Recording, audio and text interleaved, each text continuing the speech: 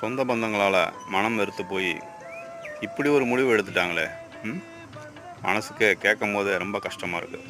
4 பேர் வேணும்னு சொல்கிறோம், ஆனால் இவங்க வேணான்றாங்க. நீ என்ன செஞ்சுட்ட, நான் என்ன வாழ்றேன்னு இப்போ பேசுறாங்க சார். அது ரொம்ப மனசால ரத்த கண்ணீர் வருது. எங்க உறவு முறைகள்லையும் பணம் கொடுத்து அடிக்கடி நம்ம மொய் எழுதி கொண்டு அவங்களுக்கு சீர் வச்சாதான் நமக்கு உறவு, இல்லைன்னா நம்ம கடை தெருவு. நாங்கள் பாடி கூட சரி வீட்டுக்கு வராது, டொனேட் பண்ணிட்டோம்.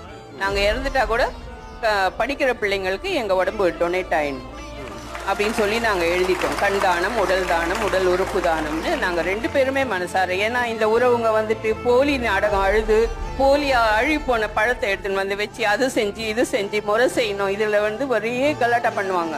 சொந்தக்காரங்க வந்துட்டாங்கன்னா எங்களுக்கு வேண்டவே வேண்டாம். தூக்கி போட எல்லாரும் கடைசி காலத்துல 4 பேராவது வேணும்னு நினைப்பாங்க. 4 பேர் எனக்கு வேண்டாம், இதை நான் வந்து சார் வருவாங்க. பணம் இல்லைன்னா யாரும் வர மாட்டாங்க.